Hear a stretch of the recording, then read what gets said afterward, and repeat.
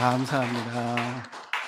이 시간에 주시는 하나님 말씀은 누가복음 13장 1절에서 5절의 말씀입니다. 누가복음 13장 1절에서 5절의 말씀 저와 함께 교독하겠습니다. 제가 먼저 읽겠습니다. 그때 마침 두어 사람이 와서 빌라도가 어떤 갈릴리 사람들의 피를 그들의 제물에 섞은 일로 예수께 아뢰니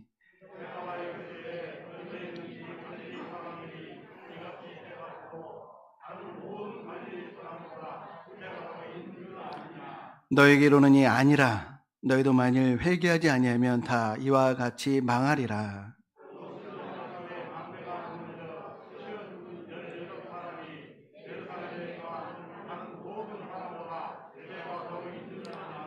같이 있습니다. 너에게 이르노니 아니라 너희도 만일 회개하지 아니하면 다 이와 같이 망하리라. 아멘.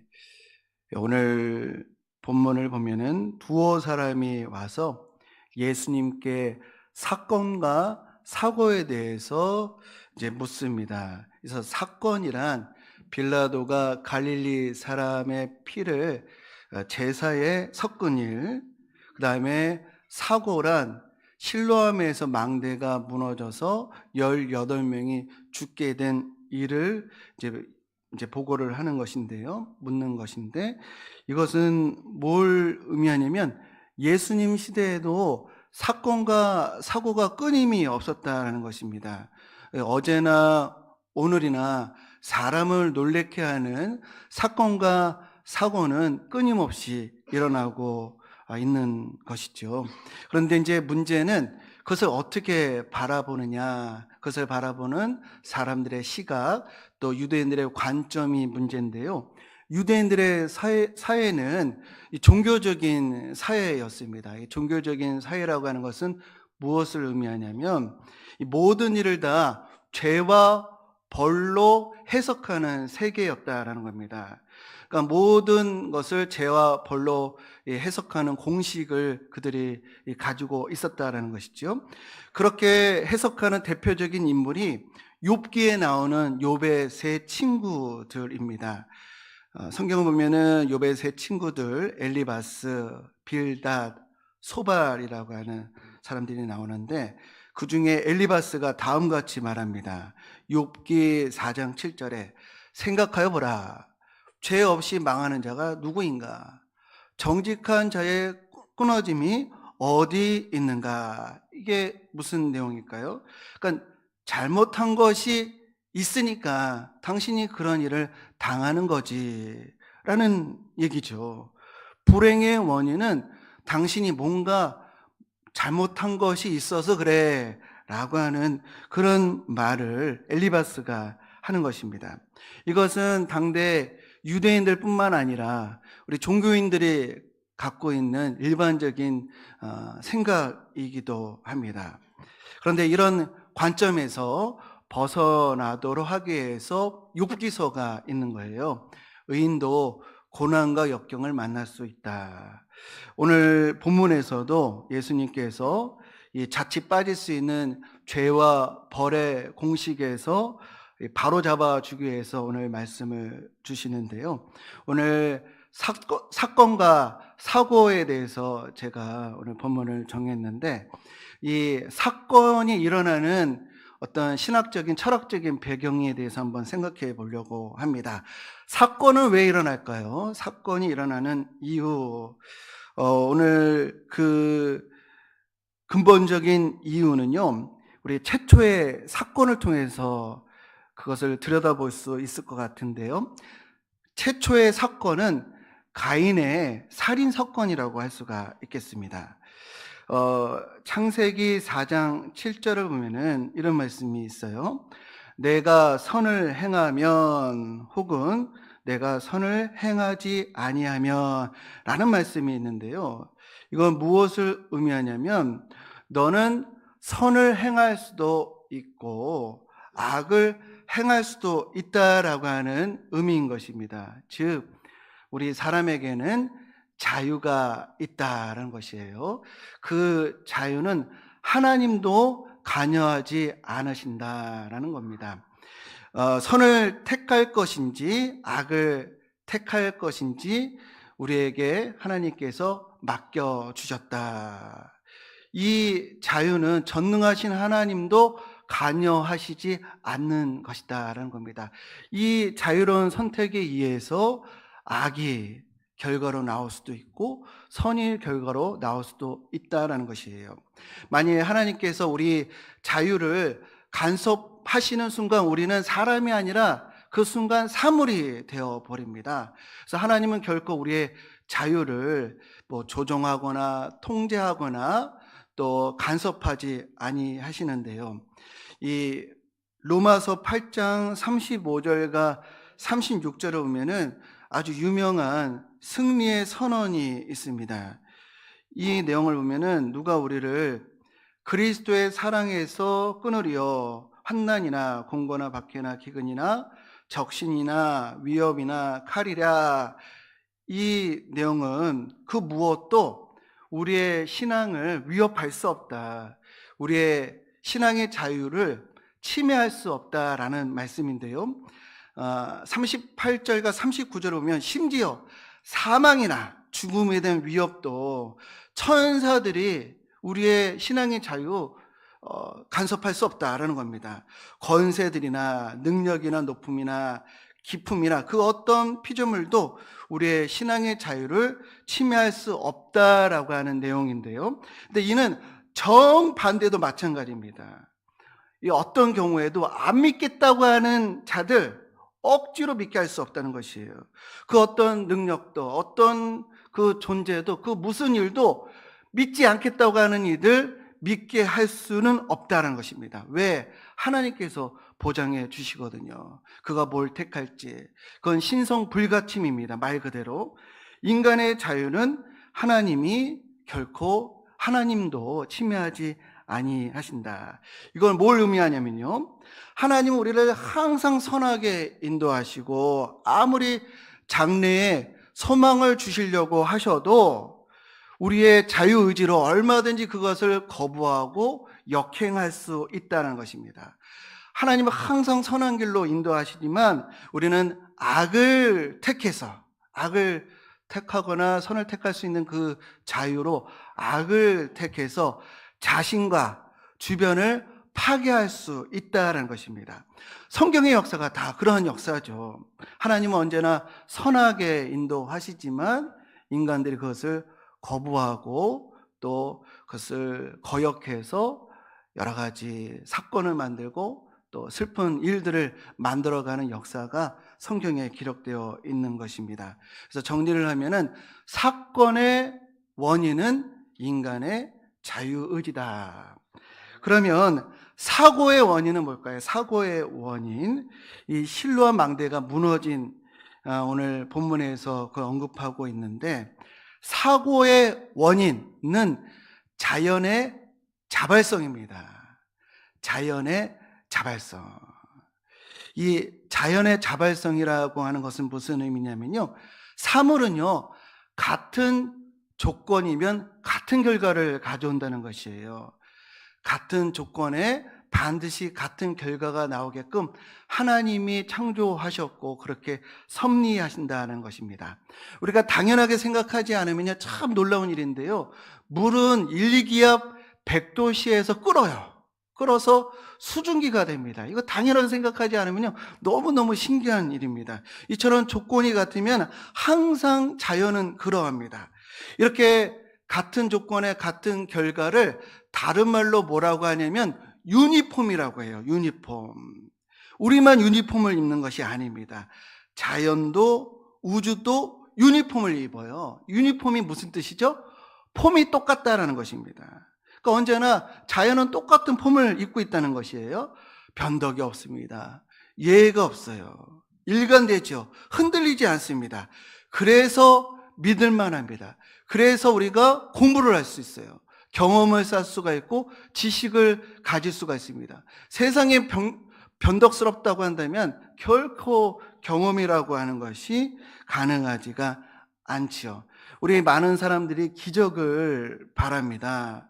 근데 우리들이 사람들이 바라는 기적의 내용을 보면요, 대부분 어떤 내용이냐면 이 자연이 유니폼을 좀 벗었으면 좋겠다라고 하는 것을 바라는 경우가 많이 있어요. 예를 들면 무너질 것이 안 무너졌으면 좋겠다, 떨어질 것이 안 떨어졌으면 좋겠고, 전염될 것이 전염되지 않으면 좋겠다, 이런 것들을 이제 바란다는 것이죠. 그런데요, 쓰러질 것이 쓰러져야지, 동일한 조건 속에서 동일한 결과가 나오는 게, 우리가 어쩔 땐 그러지 않기를 바라지만 항상 그러한 것이 정말 하나님의 은혜고 우리에게 큰 유익이다라는 것입니다. 만약에 우리가 대학에서 토목이라든지 건축을 공부하는데 어쩔 때는 무너지고 어쩔 때는 안 무너지는 거예요. 그러면 공부할 맛이 나겠습니까? 그리고 또 누가 기도하면은 또 안 무너져요. 그러면 이거 얼마나 지식이라든지 경험이라고 하는 것이 가능하겠는가. 이 코로나 바이러스로 우리가 고생을 많이 했는데요, 이 코로나 바이러스도요, 제멋대로 움직이는 것이 결코 아닌 것이죠. 정확하고 아주 동일하게 동일한 조건 속에도 동일한 결과를 내는 유니폼 가운데 움직였던 것입니다. 다만 이 미물에 대한 대처 능력이 항체가 없어서 우리가 큰 혼란을 겪었던 것이죠. 이 코로나19 도깨비 방망이 같은 회개망측한 현상은 아니었다. 옛날 같으면 뭐 악마의 장난이다라고 했겠지만 우리는 지금 잘 알고 있습니다. 정확히 창조 섭리대로 움직이는 미물일 뿐이다라는 것을, 그래서 그 유니폼을 파악을 해서 PCR도 만들고 백신도 우리가 만들 수 있는 이유가 바로 유니폼 가운데 있기 때문에 그렇습니다. 그런데 이 유니폼에 대해서요, 우리가 어쩔 때는 선하다고 하고 어쩔 때는 악하다라고 말할 때가 종종 있어요. 우리 기술자들이 자동차의 그 어떤 효율, 이 구름성이라고 하죠. 잘 굴러가는 이런 어떤 성질을 위해서 얼마나 노력을 합니까? 그래서 잘 굴러가면은 막 기뻐하죠. 잘 굴러가게끔 해서 서울에서 부산까지 2시간 만에 간다고 하면 뭐 얼마나 우리가 과학자들이 해놨구나, 우리 대한민국 과학자들이 정말 이것을 해냈구나, 뭐 한의를 뭐 품고 또 뭐 과학 잡지 뉴스에 타고 뭐 세계적으로 우리 이렇게 해냈다 자랑을 하게 되는데요. 그런데 이 잘 굴러감 때문에 사고가 나면, 또 이 잘 굴러감 때문에 피해가 크면 이걸 악하다고 말하고 또 신을 원망하기까지 합니다. 하나님은 도대체 뭘 하셨느냐, 이렇게 원망할 때가 있다는 것이죠. 결과는 언제나 항상 그런 모습을 보이지만 우리는 어쩔 때는 기뻐하고 어쩔 때는 슬퍼한다는 것입니다. 자연은 일관되지만 우리의 마음은 오르락 내리락 한다는 것이에요.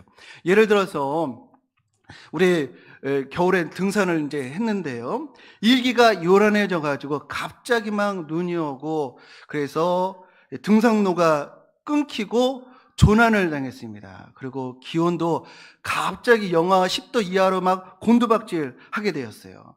이 가만히 있다가는 죽을 판입니다. 그래서 정말 어렵게 대피소를 찾아 들어갔어요. 천만다행이죠. 그래서 이제 대피소에서 보일러를 켜야만 합니다. 그렇지 않으면 곧 얼어 죽을 그런 이제 상황인 것이에요. 그래서 보일러를 이제 찾아가지고 보일러를 켜는데 전기는 들어오는데 보일러가 켜지지를 않는 거예요. 왜 전기는 들어오는데 보일러가 켜지지 않을까요? 우리가 가지고 있는 이 보일러가 켜지는 유니폼은 뭐죠? 연료와 공기가 적절하게 혼합이 되어서 임계 온도가 어느 정도 되면은 보일러가 켜진다. 이게 우리가 가지고 있는 지식입니다. 이 등산객은 보일러를 자세히 살펴보니까 연료 밸브는 열려 있는데 얼려 있는 것을 발견하게 된 거예요. 그래서 이 등산객은 이전부터 참으로 감사하게도 자연의 유니폼에 대한 지식을 가지고 있어서 이 연료 이 밸브를 녹이면 되겠구나라고 해서 입김을 불고 비비고 녹여가지고 연료가 통하게 되어서 보일러가 켜진 거예요. 얼마나 기뻐하고 안도를 하는지. 근데 그 안도의 환희의 의미는 뭘까요?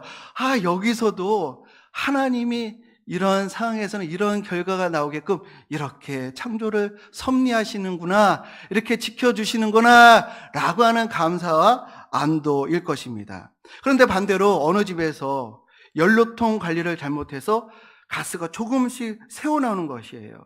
그걸 방치를 해서 집과 주변을 모두 태워버렸습니다.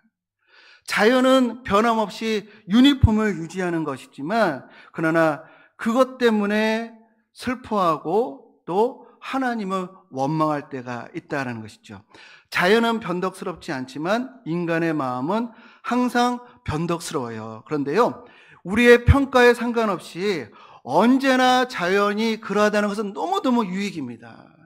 그것이 지탱되지 않으면요, 우리 성도님도 이렇게 살 수가 없어요. 물론 슬프고 안타까운 일이 있을 수 있지만 유니폼을 유지하는 것이 우리에게는 큰 유익이고 하나님의 은혜다, 보시기에 좋았다라고 하신 그런 내용이 바로 여기에 그런 것들이 담겨져 있는 것입니다. 그래서 하나님께서는요, 자연의 유니폼을 우리가 잘 그것을 존중하고 하나님의 창조의 질서와 섭리를 잘 이해하기를 바라셔요. 그래서 이런 일들로 인해서 남에게 피해가 가지 않도록 하라. 그래서 말씀하시기를, 내가 새 집을 지을 때에 지붕에 난간을 만들어 사람이 떨어지지 않게 하라. 그 피가 내 집에 돌아갈까 하노라 라고 말씀을 하신 것입니다.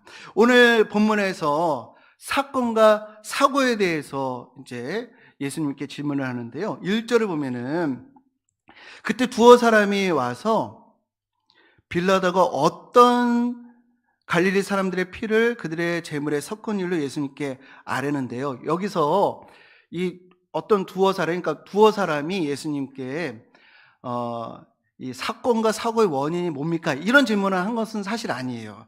여기서의 이 두어 사람의 질문은요, 빌라도가 왜 그런 선택을 했을까, 이런 질문이 아니고요, 피해자는 무슨 죄냐고요? 라고 하는 질문인 겁니다. 여기서 어떤이라고 하는 단어가 나오는데, 이 어떤은 관계없는 무고한 이유 없는 사람이 피해를 당했다는 거예요. 이 빌라도의 사악함 때문에 이 이유 없이 희생을 당했다라는 것입니다. 선의의 피해자들이라는 것이죠. 그러니까 아무 잘못이 없는데 배가 침몰해서 죽는 경우, 서로 떠밀려서 죽는 경우, 길을 가다가 다리가 무너져서 죽는 경우, 이런 경우에 도대체 그들은 무슨 죄가 있어서 이런 일을 당한 겁니까? 라고 하는 질문인 것이에요. 우리가 모르는 무슨 죄가 있어서 그들이 그런 일을 당한 것일까요? 라고 하는 의문이었던 것이죠. 이런 말 많이 들어보셨을 것입니다. 억울하게 당한 사람은 도대체 무슨 죄가 있는 겁니까? 무슨 죄냐고요? 이런 이야기들 많이 들어보셨을 것입니다. 세상은 운이 없어서, 시쳇말로 재수가 없어서라고 말을 하겠지만 신앙인들은 그렇게 말할 수가 없죠. 찬새 두 마리도 하나님께서 허락하지 아니하시면 땅에 떨어지지 아니하기 때문에 우리는 그렇게 믿고 있기 때문에 그걸 뭐 운이다, 재수다라고 말할 수가 없습니다. 그렇다면 우리 사건과 사고의 원인은 우리가 방금 전에 나눴지만 그것 때문에 당하는 이들은 도대체 왜 그런가? 그들의 그 피해는 우리가 어떻게 이해해야 하는가? 이런 것에 대한 질문인 것입니다. 그래서 예수님께서 오늘 본문에서 분명히 강조하시는데요, 우리 13장 2절과 4절을 보면은 너희는 이 갈릴리 사람들의 이같이 해 받음으로 다른 갈릴리 사람들보다 죄가 더 있는 줄 아느냐? 또 사고로 망대가 무너져 죽은 사람들이 다른 모든 사람들보다 죄가 더 있는 줄 아느냐? 우리는 사건과 사고의 피해자들이 무슨 죄가 있어서, 무슨 잘못을 한 것이 있어서 이렇게 생각할 수가 있는 그런 사고방식을 그들이 보여주는 거예요. 그때 예수님께서 뭐라고 말씀하시냐면 5절에 너에게 이르노니 아니라. 이 아니라가 중요한 포인트입니다. 우리 사건 사고의 피해, 또 우리가 질병에 걸리는 일 등등, 이는 벌도 아니고 하나님의 심판도 아니고 다른 사람들보다 더 잘못해서 이런 일을 당하는 것이 아니다라고 하는 예수님의 말씀인 것입니다. 그 미적분을 발견한 천재 중에 천재 라이프니츠라고 하는 철학자가 이런 말을 했습니다. 이 세상은 창조주가 만들 수 있는 모든 가능한 세계 가운데 최선의 세계다라고 하는 말을 했어요. 하나님이 만들 수 있는 세계, 여러 가지 많이 다양한 세계를 만들 수 있었을 텐데 지금 만드신 세상이 최선의 세계이기 때문에 하나님이 이런 모양으로 만드셨다라고 하는 거예요. 제가 이 얘기를 처음 들었을 때 말도 안 된다. 이렇게 비참하고 참담하고 비극이 많은데 이 가능한 세계 가운데 가장 최선의 세계라고 하는 거, 이거 동의할 수 없다, 이런 생각을 가지고 있었는데, 그런데 제가 이제 성경을 보면 볼수록 사람이 된 이해가 점점 커지면 커질수록 이 라이프니츠의 말에 더 공감하게 되었습니다. 이 사건과 사고가 있어서 최악인 것 같지만 반대로 생각하면 꼭 그런 것만은 아니다라는 것입니다. 한번 상상을 한번 해보겠습니다. 아주 강도가 이 칼을 휘두르는데요. 이 칼이 우리 피부에 닿는 순간에 종이로 바뀌어 버리게 되면 어떨까요? 그럼 참 좋겠죠. 예. 그리고 테러범이 총을 쐈는데 방아쇠를 당겼는데 총알이 오다가 공기 덩어리가 되어서 바로 우리 앞에서 터져가지고 안개처럼 사라져 버린다고 한다면 어떨까요? 그럼 좋겠죠. 만약에 이 깡패가 이 몽둥이를 휘둘렀는데 내 몸에 닿는 순간에 이 솜사탕으로 바뀌게 되면은 너무너무 좋겠죠. 세상이 다 그냥 장난처럼 바뀌어 버릴 겁니다. 우리가 금융사기를 당했는데 금융사기를 당해도 그 액수만큼 내 계좌로 들어오게 된다고 하면 얼마나 좋을까. 옥상에 떨어져도 높은 데서 떨어져도 땅에 떨어지지 아니하고 몸이 붕붕 뜨고요. 음주운전을 해도 난폭 운전을 해도 사고가 나지 않고 안전벨트를 하지 않았는데 차가 전복돼도 딱 고정이 되는 이런 세상이 되면 얼마나 좋겠는가. 그리고 기도만 하면 바다가 갈라지고요. 그러면은 얼마나 좋겠는가. 질병이 없는 세상, 피해자, 희생자도 없는 세상. 그러나 그렇게 되면요, 조심할 이유도 없고요, 또 안전과 보호에 대해서 연구할 이유도 없고요, 나쁜 짓도 없기 때문에 착한 일도 없게 됩니다. 노력할 일, 또 의로운 일도 없게 됩니다. 옳지 못할 일이 없기 때문에 옳은 일도 없게 되는, 그래서 결국에는 우리 인생에는요, 의미가 사라지게 됩니다. 가치 있는 그런 수고가 또 실종되게 되버려요. 그래서 결국에는 우리 인생은요, 무력해집니다. 의미와 가치가 사라지게 됩니다. 그래서 우리가 아직 온전하게 되기 전까지는 인간의 유한성이 우리에게 주시는 교훈이 있다는 것입니다. 인간의 자유의지, 자연의 유니폼, 어쩔 때는 우리에게 아픔과 슬픔을 줄 수 있지만 우리의 평가에 상관없이 이것은 우리에게 주시는 하나님의 은혜고 사랑이다라는 것입니다. 우리는 기억해야겠습니다. 인간의 자유의지와 자연의 자발성 때문에 나를 포함해서 우리 가족도 언제든지 누구든지 사건과 사고를 만날 수 있다라고 하는 것을 우리는 기억해야겠습니다. 예수님도 사실 사건과 사고의 피해자셨습니다. 성경을 보면 예수님은 희생제물 되셨는데 그 모든 일들이 인간이 택한 죄와 또 이 십자가의 참혹한 고통으로 예수님은 피해를 당하셨죠. 사도 바울도 사건과 사고의 피해자였습니다. 고린도후서 11장 25절에 보니까 사도 바울도요, 수많은 사건과 사고를 만난 것을 볼 수가 있어요.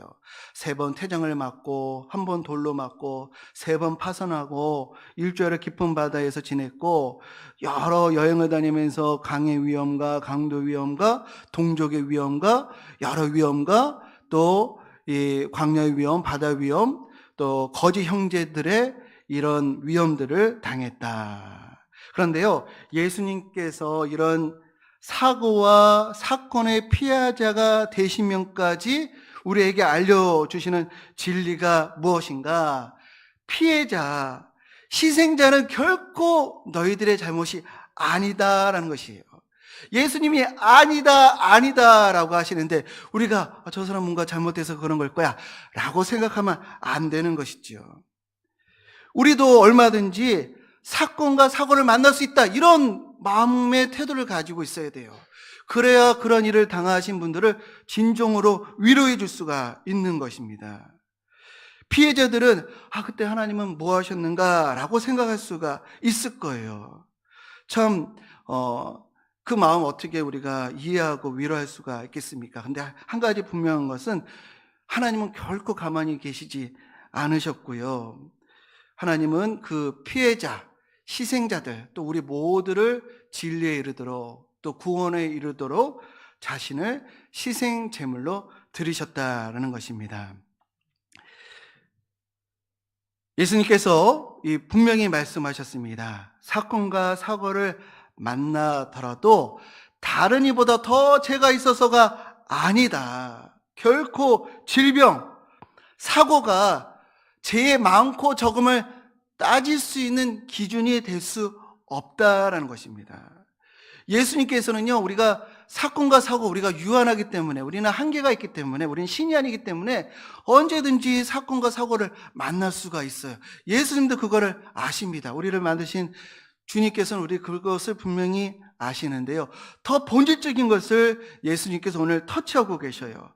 오늘 본문 3절을 보면은 너에게 이르노니 아니라 너희도 만일 회개하지 아니하면 다 이와 같이 망하리라. 이게 중요한 포인트입니다.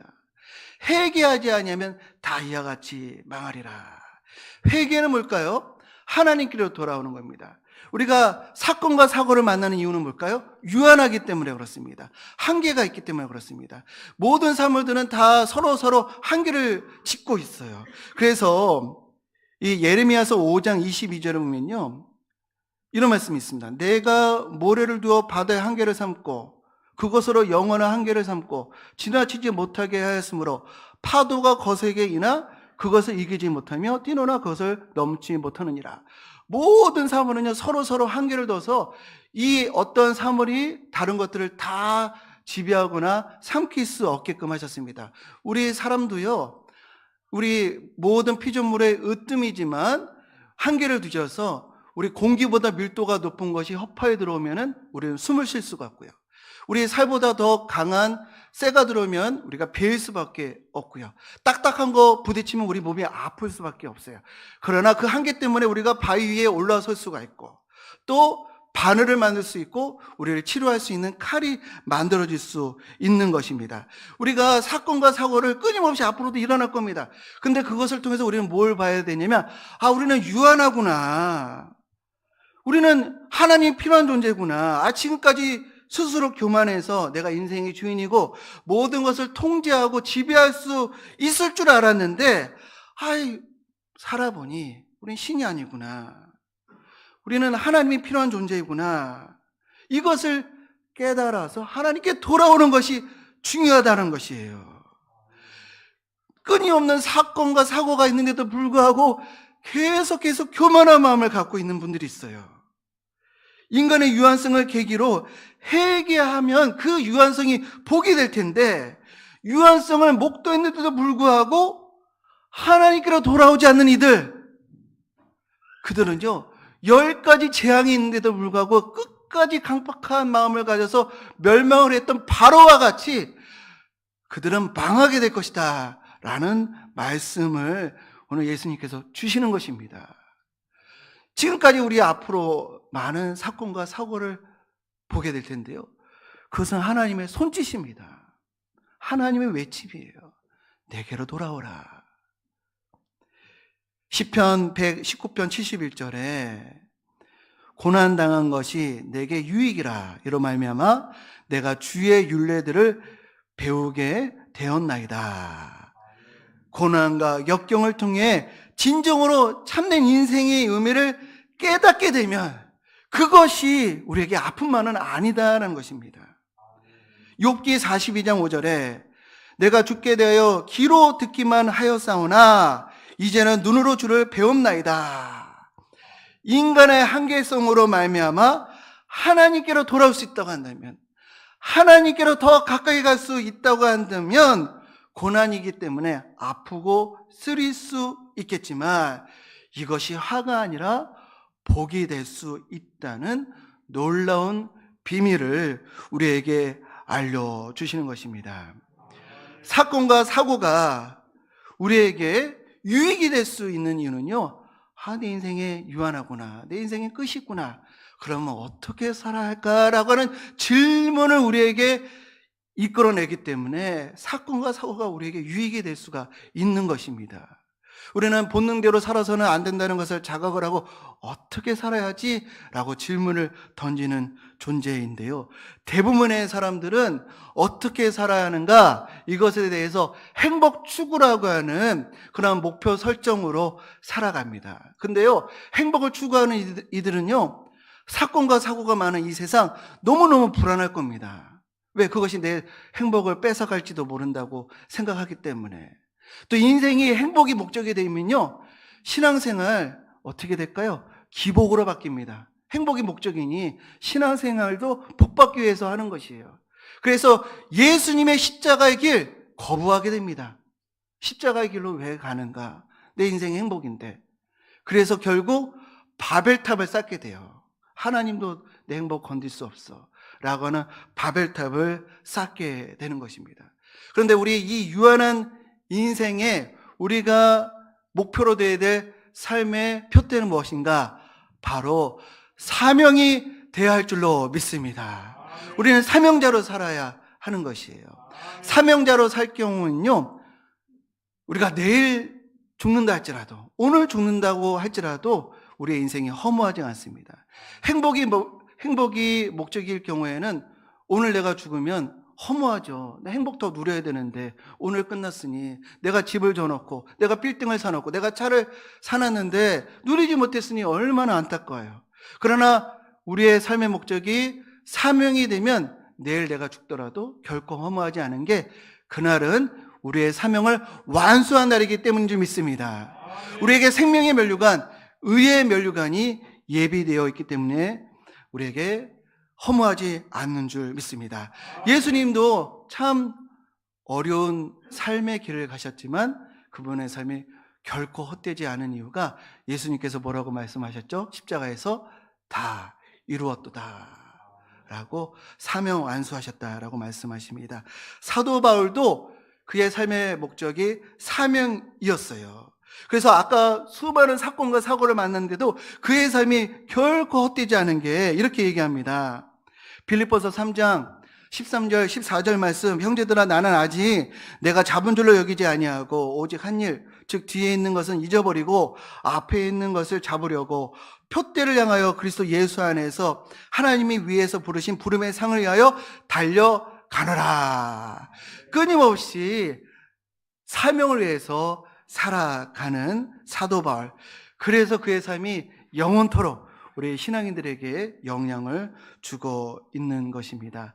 우리 사건과 사고가 계속해서 일어나는 이런 시기에 우리 성도님들 어떤 사명으로 살아가야 할까요?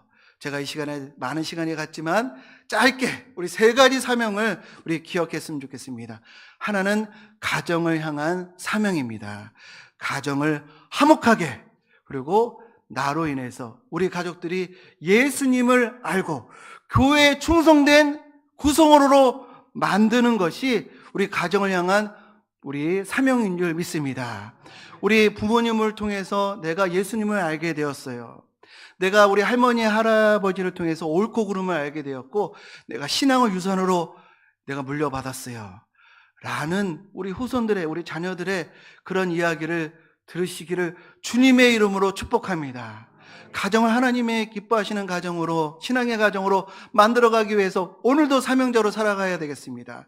두 번째, 우리는 교회를 향한 사명이 있습니다. 교회는요, 정말 특별한 것입니다. 그리스도의 몸이라고 했습니다. 우리는 정말 교회를 정말로 사랑해야 됩니다. 왜? 여기서 복음이 증거되고 구원 받는 일들이 방주의 역할을 하는 것이 바로 교회이기 때문에 그렇습니다. 그런데 제가 신방을 다니고 또 주변에 있는 음식점들을 다녀보니까 이런 얘기를 많이 하더라고요. 교회에 상처를 받았다고, 실족해서 이러이러한 저런저런 일 때문에 교회에 아픔 때문에 교회를 떠났다고, 그런 얘기를 들어요. 물론 이제 개인적인 여러 가지 일이 있겠지만 저와 우리 성도님들이 이런 사명을 가졌으면 좋겠습니다. 나로 인해서 실족하는 이는 만들지 않으리라. 나로 인해서 신앙이 올라가면 올라갔지, 나로 인해서 신앙이 떨어지는 일은 만들지 아니하리라. 그러려면요, 우리가 언어가 달라져야 합니다. 우리 말이 달라져야 돼요. 생각난 대로 말하시면 안 됩니다. 그냥 우리 감정대로 그것이 언어에 담기면 안 돼요. 항상 절제와 온유로 우리의 언어가, 우리의 말이 다듬어져야 할 줄로 믿습니다. 우리는요, 천국에서 영원토록 우리 함께할 분들인데 이런 경우가 있어요. 내 스타일은 그냥 옳지 못한 거 보면 그냥 곧바로 쏘아붙여야 돼, 이게 내 스타일이야, 이렇게 말씀하시는 분들이 있어요. 근데 그런 말들, 쏘아붙이는 말, 또 이렇게 뾰족한 말, 이 비아냥거리는 말, 이거 영원토록 사용한다고 한번 생각을 해보세요. 어떻게 천국이 만들어질 수가 있겠습니까? 우리는 이 교회가 천국을 연습하는 곳이라고 한다면 우리 실망스러운 말보다도 격려하는 말, 살리고 변화시키는 말, 아름답게 가꾸는 말을 할 때 우리가 영원토록 함께 한다면 천국으로 만들어 가겠죠. 그렇게 언어가 참 중요하더라고요. 우리 성도님들의 언어가 바뀌어서 정말 교회를 아름다운 신앙 공동체, 가고 싶은 교회, 보고 싶은 성도들이 있는 교회로 만들어가는 사명 감당하는 저와 여러분들 되시기를 주님의 이름으로 축복합니다. 세 번째, 우리의 사명은요, 어디서 무슨 일을 하든지 하나님의 나라와 의를 구하는 것입니다. 사명에 관련된 것은 나중에 또 한번 언급하도록 하고요.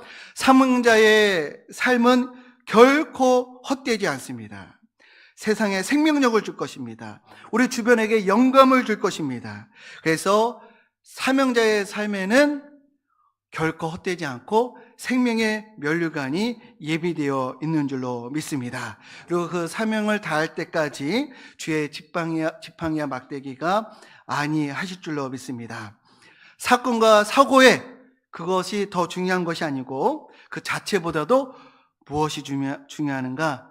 해결을 하느냐, 그렇지 않느냐, 하나님께로 돌아오느냐, 그렇지 않느냐, 인간의 유한성을 보고 하나님께로 돌아오는 것, 우리의 신앙이 더 깊어지는 것, 이것이 예수님께서 더 중요하다라고 말씀하셨는데 그것을 기억하시는 저와 우리 모든 성도님들 되시기를 주님의 이름으로 간절히 축원드립니다. 이 시간 함께 우리 사명 감당하겠습니다. 어떤 역경과 고난이 와도 쓰러지지 않고 예수의 이름으로 내가 사명 감당하겠습니다 라는 찬양 우리 함께 하겠습니다. 예수의 이름으로 나는 일어서리라 라고 찬양하겠습니다.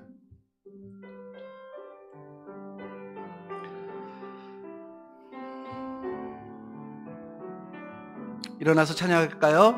예 이름으로 나는 일어서리라.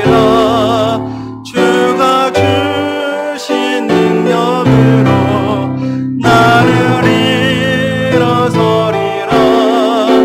원수가 날 향해 와도 쓰러지지 않으니 주가 주신 능력으로 주가 주신 능력으로 주가 주신 능력으로 예수의 이름으로 나는 일어서리라. 예수의 이름으로 나는 일어서리라. 주가 주신 능력으로 나는 일어서리라. 원수가 날 향해 와도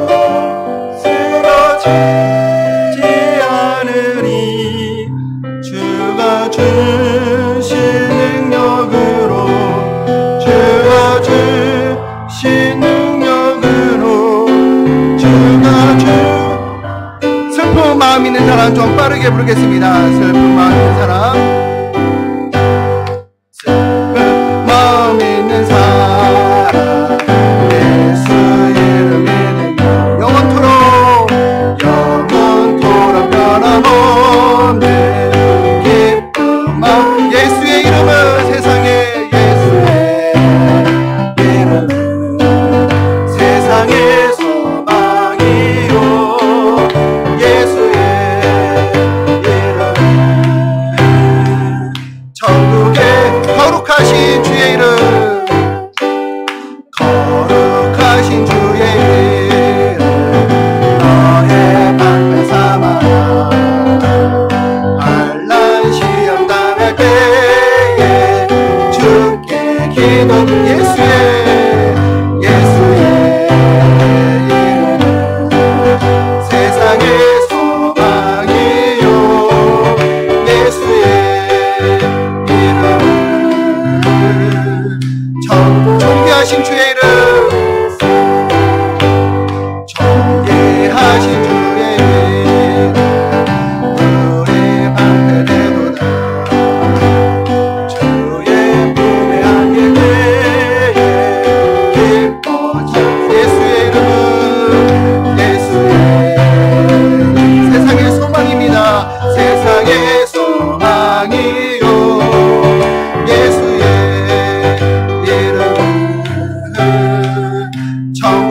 우리 갈 길 다간 후에 사명 감당하는 우리 되길 소망합니다.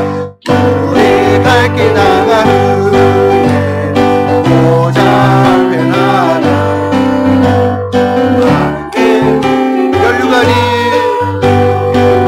면류관을 드리네. 예수의 이름은 세상의 소망이요, 예수의 이름은 천국의 기쁨이. 예수의 이름은 세상의 소망이요, 예수의 이름은 천국의 기쁨인세.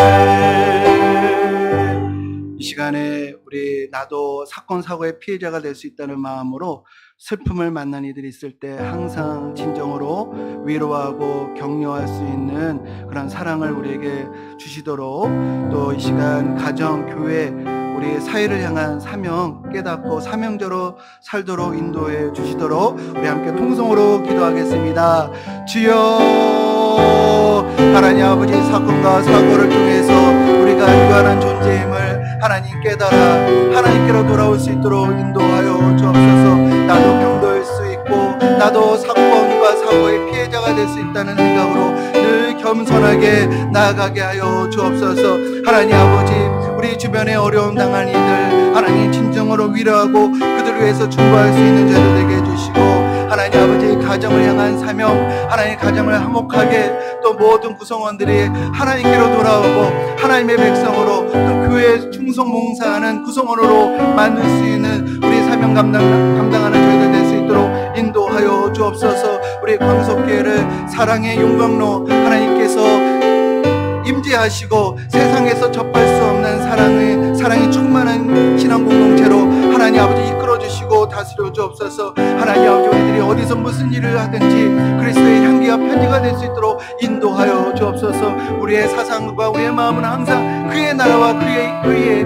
꽂혀 있도록 주님 다스려 주옵소서. 우리 성도님들 한 분 한 분 하나님 사명자로 살 수 있도록 주님 다스려 주시옵소서. 하나님 함께하여 주옵소서.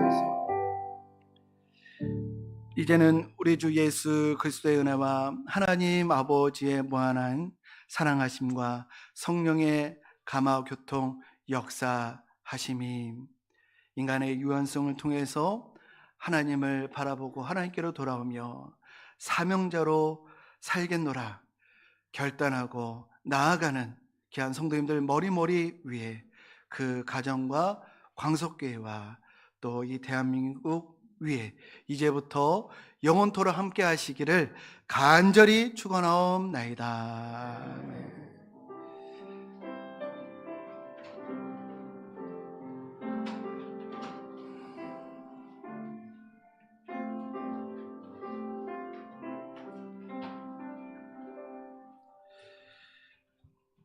예배를 마쳤습니다. 우리 식당에 모두 다 올라가셔서 함께 만찬, 오찬 함께 하겠습니다.